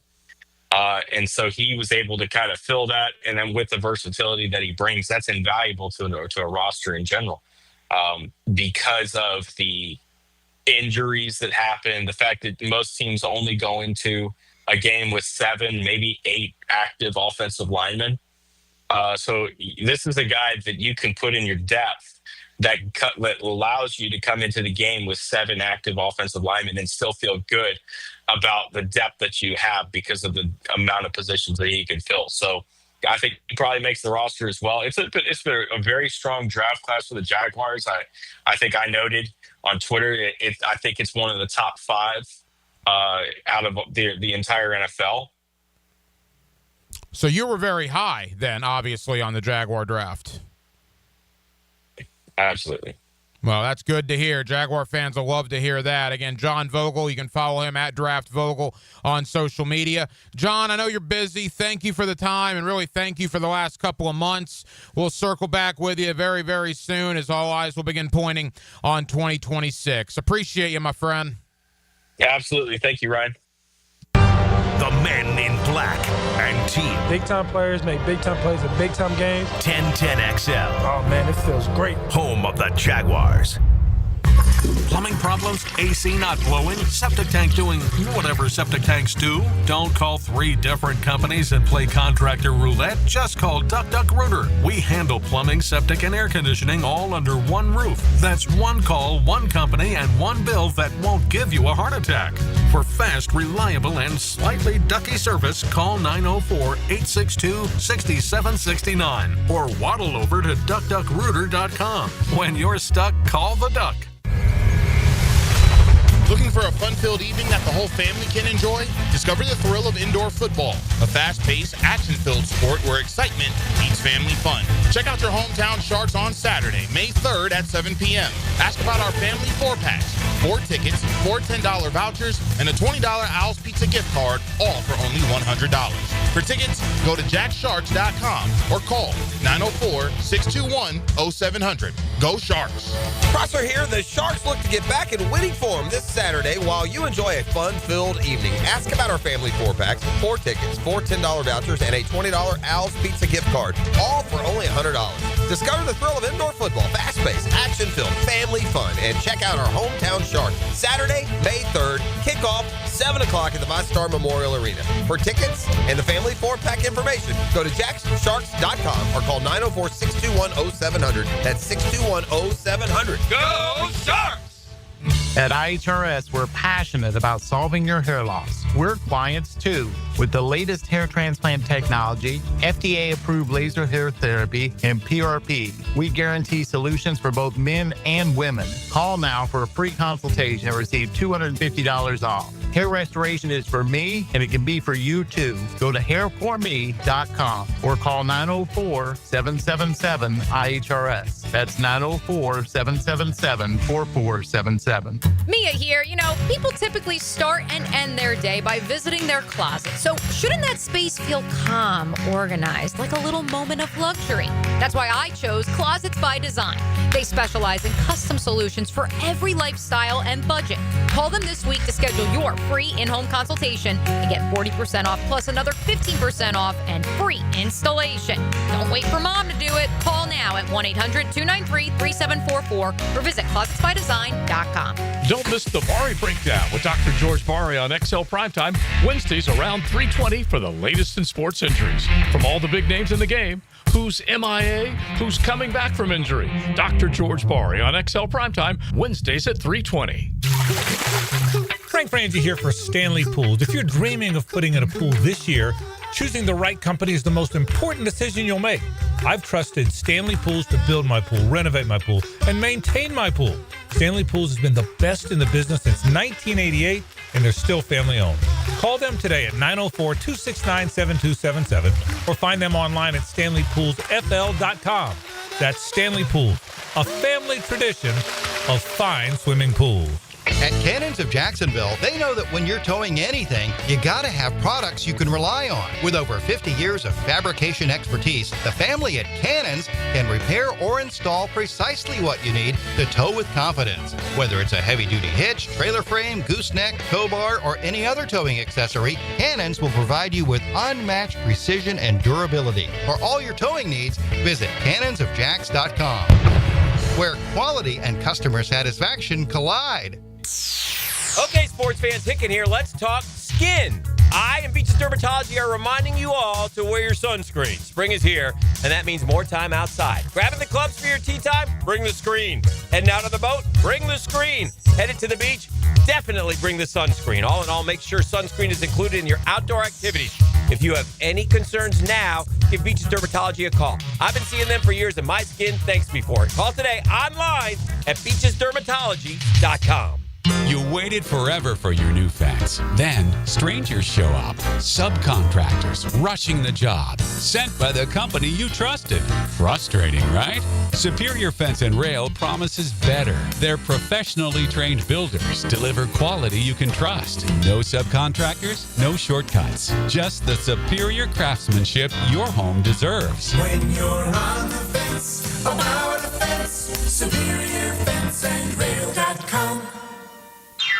Hey everybody, Jennifer Marion with Randy Marion Cadillac in Jacksonville here to say hello, and we'd sure like to have your business. You know what? They're going to love the king of price. My dad believes in making great deals and having a great selection in stock. Cadillac XT4s, XT5s, and XT6s, and Escalades. The all-electric Cadillac Lyriq. CT4s and CT5s. Cadillac luxury and selection is just waiting for you. At Randy Marion Cadillac, Southside Boulevard, Jacksonville. And don't forget, tell them Jennifer sent ya. Enhance your home with Renewal by Anderson's superior craftsmanship and timeless design. Right now, buy 2 windows or patio doors and get the third at 60% off. Plus, 0 down, no payments, and no interest for 12 months. This offer expires May 31st. Renewal by Anderson, proud partner of the Florida Gators. Visit bestwindowsflorida.com to schedule your free consultation. License number CGC 1527613. 1010XL is presented by Farah & Farah, exclusive injury law firm of the Jacksonville Jaguars. Protecting you and your family. Call 396-5555. Jacksonville. Now, the Cool Down with Donovan Air Electric and Plumbing. Keeping Jack's cool since 1987. Back here on 1010XL at 92.5 FM in the city of Jacksonville. We are glad you are with us. The NFL draft in the rear view mirror. Certainly, we've been spending a lot of time on that. There's a lot going on as well on the college gridiron, including some transfer portal news and DJ Lagway throwing the ball again down at the University of Florida. Let's talk about all of it with my buddy Brent Beard. You see him locally on First Coast News, and you get him weekly right here on Hacker After Dark. Mr. Beard, how are you, sir? Well, always good to be with you, my friend. And if people are looking for something to whet their appetite after the draft, believe it or not, this coming Friday night, the Washington Huskies have their spring game. How many May 2nd spring games have you heard of? But the reality is, when I think about it, it's a pretty good idea because the portal's closed and you're not going to get anybody poached. So it's on the Big Ten Network, 9:30 Eastern time on Friday night. How about that? Yeah, it's a late spring game, but like you said, you think about it a little bit, it maybe makes sense. And they're the only game in town, so they'll get a little more exposure than some of the other spring games, certainly. All right, Brent, I want to talk a little college athletics with you, but let's rewind back to the draft and the splash that the Jacksonville Jaguars made with Travis Hunter, the Heisman Trophy winner from Colorado, the all-world player. First and foremost, just your thoughts on Jacksonville doing what they did and taking the Heisman winner in Travis Hunter. Well, it was a bold move, but I certainly voted for him in the Heisman Trophy race. He is an incredible specimen. It will be interesting to see how they use him on both sides of the ball and the pace that he can carry in the NFL. The thing about Hunter is that is fascinating. The great ones have this ability to make things look simple, frankly, and he is able to do that. And that he deserves a lot of credit for what he's done and to position himself the way that he has. The other thing about Hunter is he is all ball.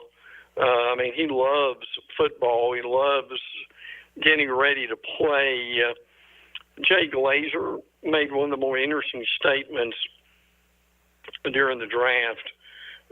He said there are, in this NIL atmosphere, the new thing for NFL guys who are interviewing these players is to ask them how much they love football, because the NIL has frankly dampened the love of football for a lot of these guys.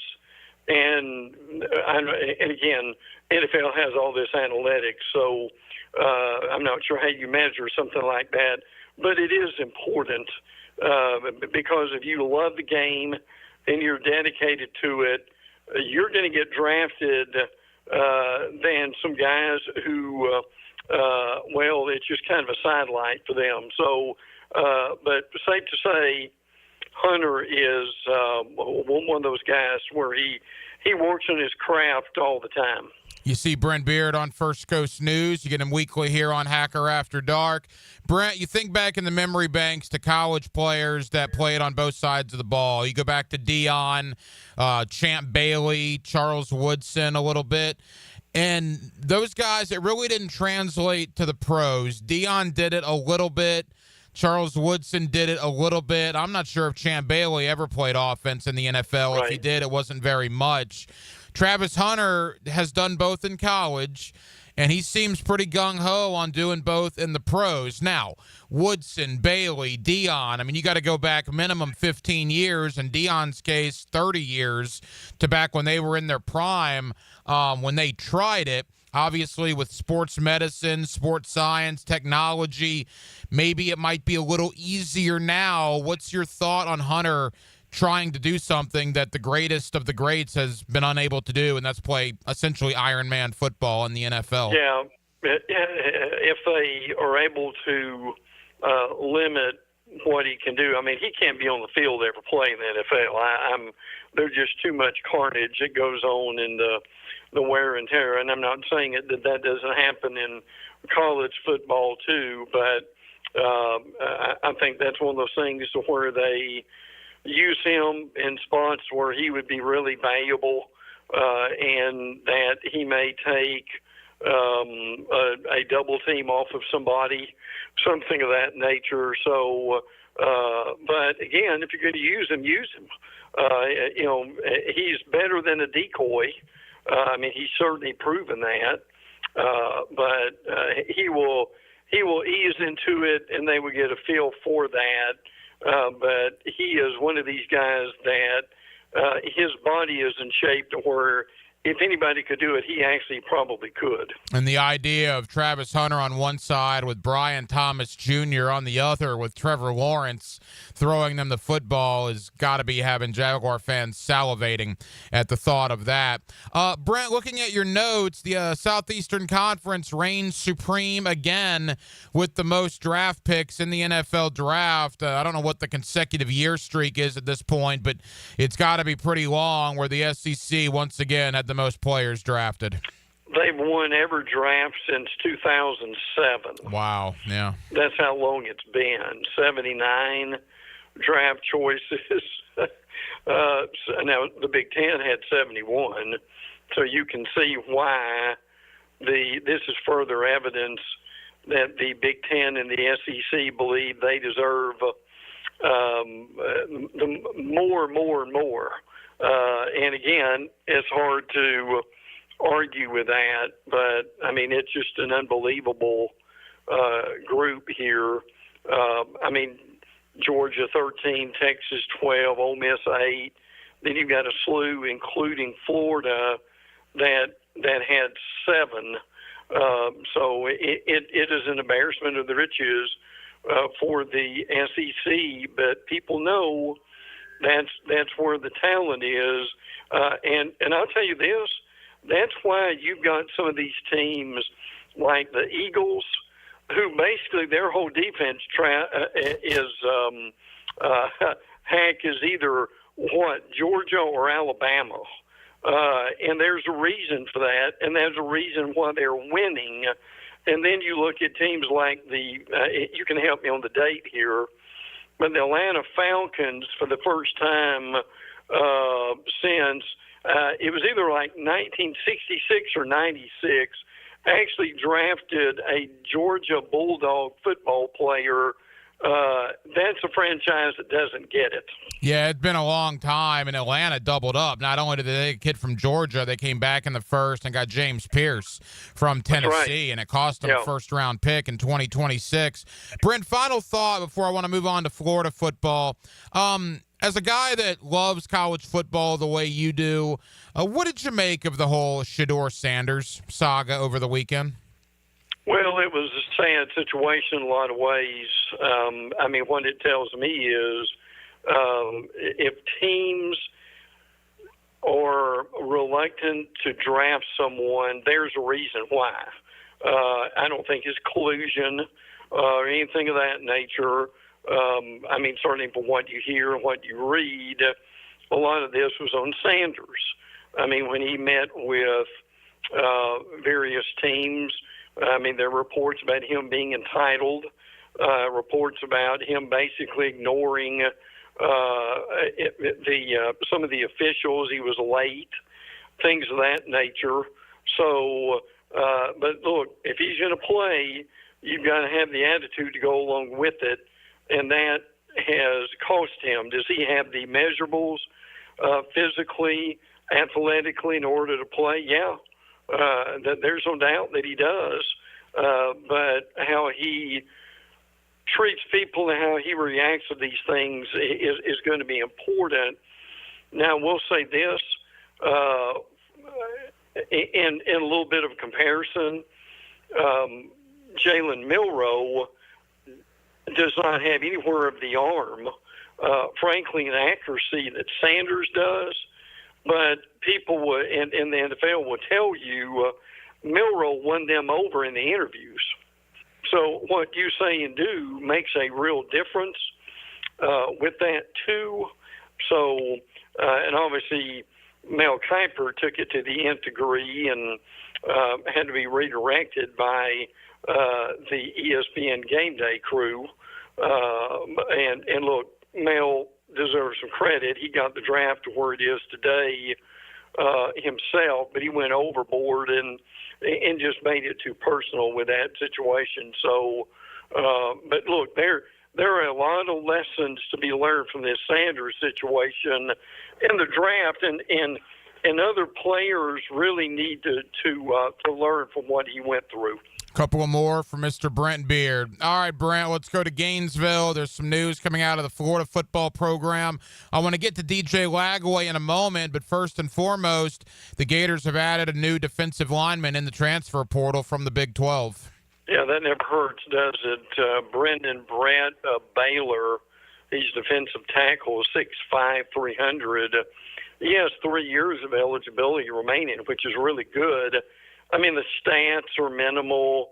10 games, 1 start, 9 tackles, 3 solo, along with that. But that's a position you can never get enough defensive tackles.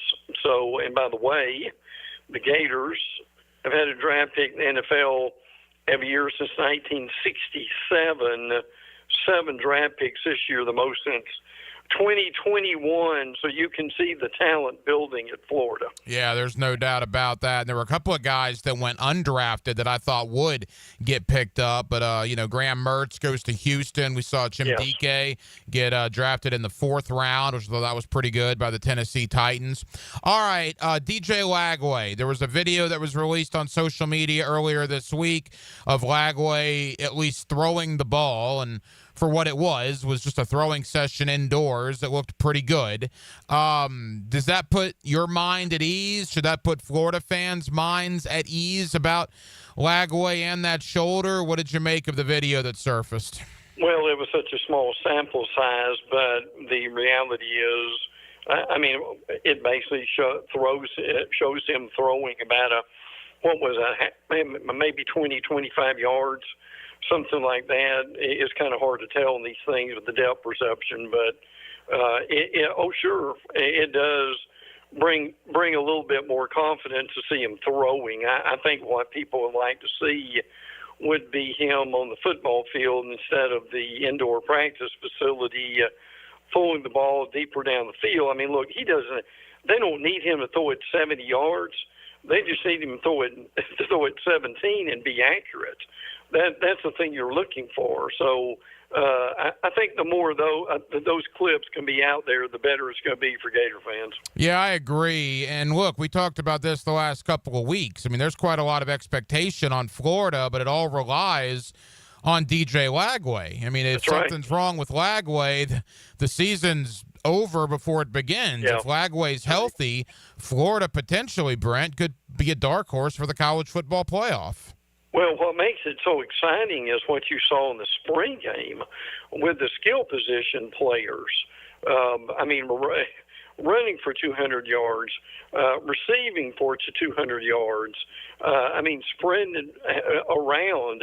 And I think when this offensive line is on the field, I think they're rather happy with that. So, this offense, frankly, has all kinds of potential when they're healthy. Brent, leave us with this. Any news in Coral Gables, Tallahassee, or Athens that the people need to know this week? Yeah, there are a few things that came out on this week. Some are rather telling. Florida State has now gone through 7 straight NFL drafts without an offensive lineman being selected. Wow. And in 6 of those years, they didn't have a wide receiver drafted either. Long time has come, or a long time has passed between now and when Florida State, it was a rite of passage that Florida State would have numerous first-round picks in the draft year after year after year, and at least for the time being, that time has come and gone. Well, it has. Yeah, I agree with that. They've just got to really rebuild, and I was talking to someone about the draft last week, Florida State source, and they think that Thomas Castellanos, the quarterback, could get a look because of his legs. He's a really good runner. Gus Malzahn, the offensive coordinator, came from UCF, wants a dual-threat quarterback. So that's something maybe to look at. But the reality is, I don't care who you are, if you're not an accurate quarterback, that really hurts your team at some point. Again, we'll be talking about Carson Beck next year with Miami, possibly being one of the the top quarterbacks, but there's no guarantee of that after his surgery and how he's going to do. I think he'll fit pretty well in that Shannon Dawson offense. They don't have Xavier Restapro. He is out of eligibility at Miami, so they've got to rebuild that. But my star sack, as far as back's concerned, the Georgia receivers last year dropped 30 passes. I can't imagine him going through that again with Miami. No, and you mentioned Restapro. Look, we're not rooting for these guys, but kind of a cool story that he's going to Nashville with Cam Ward. That the Miami hookup in college is now going to the pros together with the Tennessee Titans. All right, Brent, lastly, countdown to the preseason magazines. I know that you're counting the hours down, correct? Well, there'll be some celebration when May 1 comes, simply because that's the month we start getting magazines. So once again, the first magazine is coming out around May the 23rd. I've figured that up over the years. Will be Lindy's and Athlon, and our buddy Phil Steele, who I believe you have on every year, is over the weekend. It was 80 days to go to press. Now, get this. He started Monday calling coaches. Now, I give him credit for this. No, there aren't many people who can do what he does, but he has a goal, and I have no doubt he'll reach it, of talking to 125 college coaches, and I believe he's already got this set up for the magazine. Now, it takes a magnifying glass to read the magazine. I get it every year. I'm sure you probably do too. But like I say, heck, how many guys can actually do that and get 125 coaches on the phone for their magazine? I love all the preseason magazines, but I agree. My favorite is probably the Phil Steele preseason publication. You see Brent Beard or you hear him every week here on Hacker After Dark. You also see him there on First Coast News. Brent, thank you, my friend. I appreciate it as always, pal. We'll do it again next week. Good. Look forward to it, buddy. Take care. And thank you to my buddy Brent Beard. You see him locally on First Coast News. You also get him weekly right here on Hacker After Dark as we talked about the Jaguar draft class, including Travis Hunter. Brent is a Heisman Trophy voter, so obviously he's very familiar with Travis Hunter from winning the Heisman Trophy last year. We also spent some time on DJ Lagway and the University of Florida, among many other topics. We always appreciate Brent joining us here on Hacker After Dark. We spent some time on the college game, but as you can imagine, primarily it was the Jacksonville Jaguars, and what has been a very big week here for the Jaguars and really for our radio station. Had a lot of great guests on that brought you some insight into draft weekend. We hope you enjoyed listening to it as much as we enjoyed bringing it to you, and that will certainly continue into next week as well. Well, that will just about do it, man. Very, very busy Friday night, very busy week here on Hacker After Dark. We certainly thank you for listening to 1010XL and 92.5 FM, and we have a ton of people to thank. Again, my buddy Brent Beard. You see him locally on First Coast News. You get him weekly here on Hacker After Dark. Thank you to NFL draft analyst John Vogel for joining me tonight. You can follow him on social media at Draft Vogel. I've had John on for years. Really enjoy his insight both before the draft and doing a Jaguar draft recap. Likewise, Shane Hallum of DraftSharks.com. I've had Shane on for years as well. I think he does a terrific job, and we certainly appreciate Shane Hallum taking time out for us tonight. And back in hour number one, my buddy Leon Searcy, former Pro Bowl offensive tackle for the Jacksonville Jaguars. You hear him every day on Prime Time, and you also get him right here on Hacker After Dark. Now, we will be back on Monday, and same thing as the last couple of days. Monday, I will be in 4 o'clock to 6 o'clock with the Frangie Show, and I will also be right back here beginning at 8 o'clock Monday night for Hacker After Dark, and we do hope that you join us then. Dylan Denmark was your producer tonight. Dylan, great job as always. I'm the hacker Ryan Green. And again, Jacksonville, thank you for spending part of your Friday evening with us right here on Hacker After Dark. As we always tell you, and we cannot possibly tell you enough, how much we absolutely appreciate it. So for all of us here on HAD, have a terrific remainder of your Friday evening and a fantastic weekend. And we will talk to you again both at 4 o'clock on Monday on The Frangie Show, and then right back here 8 o'clock Monday night for Hacker After Dark.